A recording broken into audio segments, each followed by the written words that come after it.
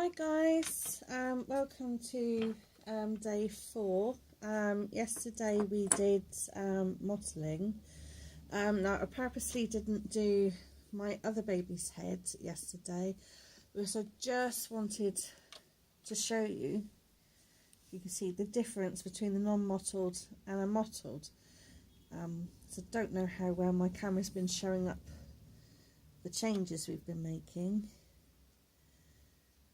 So you can see skin tone difference there. I did both the red and the purple yesterday. I only did one coat of each. She's came out quite well, and I've done all her limbs. So today I'm going to do some flesh tone. Don't go getting excited, guys, and think, oh, that means we must be nearly finished. We're not even quite halfway through yet.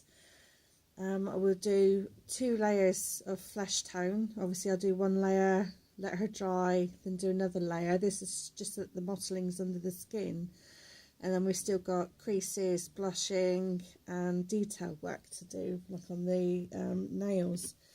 Now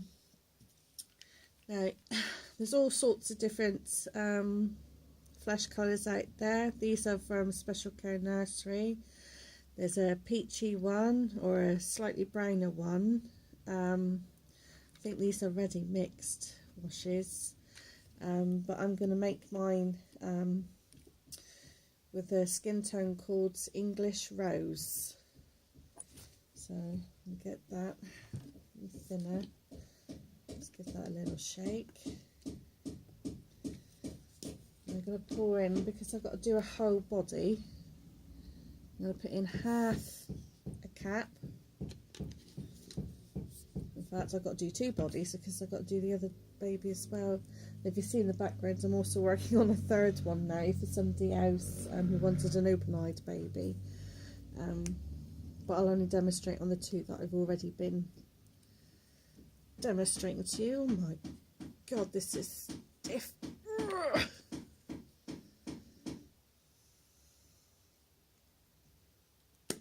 Oh, there we go. Right, now normally I'd say just a small dab, but because I need it to stretch and I've used a lot more thinner, I'm just doing a big blob on the end of my brush. Mix that in. We still don't want to do too much because you want the skin translucent. You really don't want it to look like you've painted your baby. You want your baby to look natural, like it was born with that skin. So that's quite thin. Right, now some people will put their paints on a sponge and dab it onto the baby, but because I want to make sure I get everything covered on these 2 coats, I shall put the paint on with a brush and then dab it with a clean wedge. Later on, when I do the last few layers, I will use the sponge then to apply the baby, just to give it a skin texture, if you like.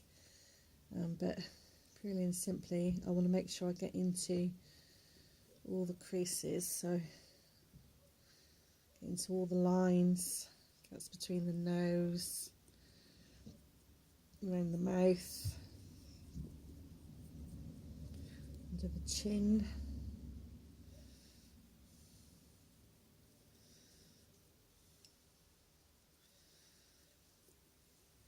When you use your sponge to pounce over to take off the excess, as you can see, the paint goes on quite bubbly. And make sure you stretch it as far as you can. Make sure you do use the sponge to take off any excess, because if you leave any of the bubbles or the drips on there, it will dry. And although it is easy to remove, it is also a pain in the bum.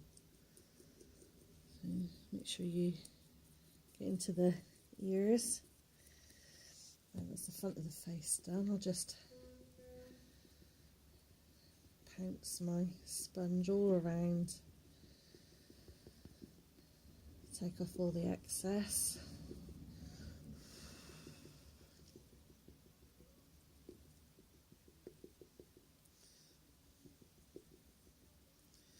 Just make sure you get all the little bubbles.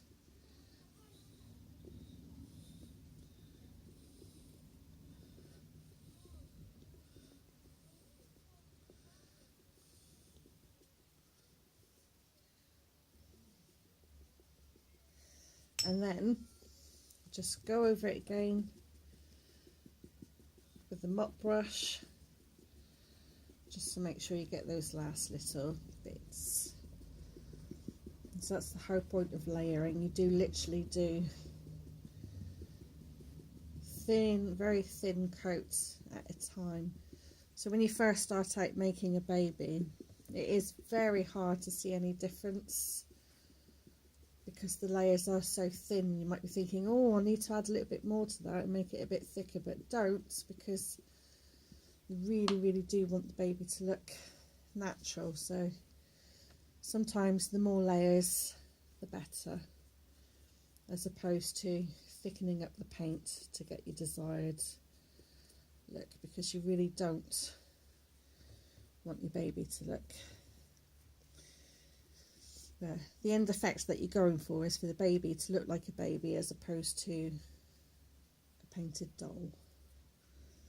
That's why some babies I find hard to bond with as a baby of these. If they have some people use really extremely long eyelashes. I had one in particular recently. She looked like she was getting ready to dress up as drag. Her eyelashes were that long, and I had to remove them and put my own eyelashes into it. But that's basically what you do. You just cover the body in paint, dab it off with a clean sponge. If your sponge starts getting too damp and causing more bubbles, then use another wedge. I've got a bit of paint stuck behind the ear there, so you might have to just stick the sponge right in there and remove it, because you don't want a blob of paint to dry there like that. And dab it with the sponge all over.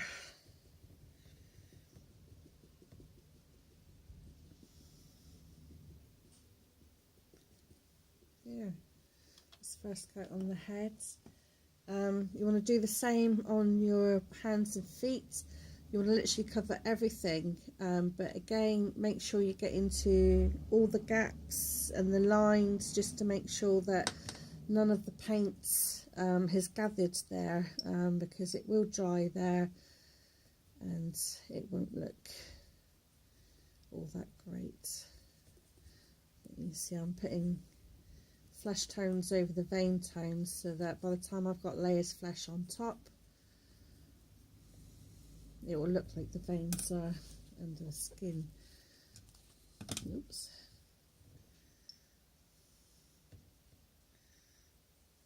You see where it all gathers into the creases and the lines.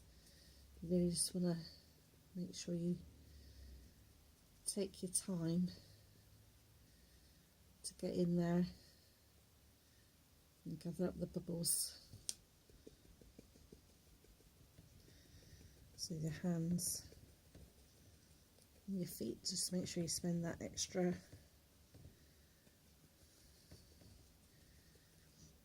I know it's very time consuming, but trust me, it's all worth it in the end. Right, so I'm going to crack on. I'm going to coat all these limbs, let her dry. While she's drying, I'm going to mottle this one's head so she'll catch up, and then I'll do her limbs. But I'll do at least 2 coats of flesh today, and then tomorrow we'll do the creases. Okay guys, right, see you later, bye.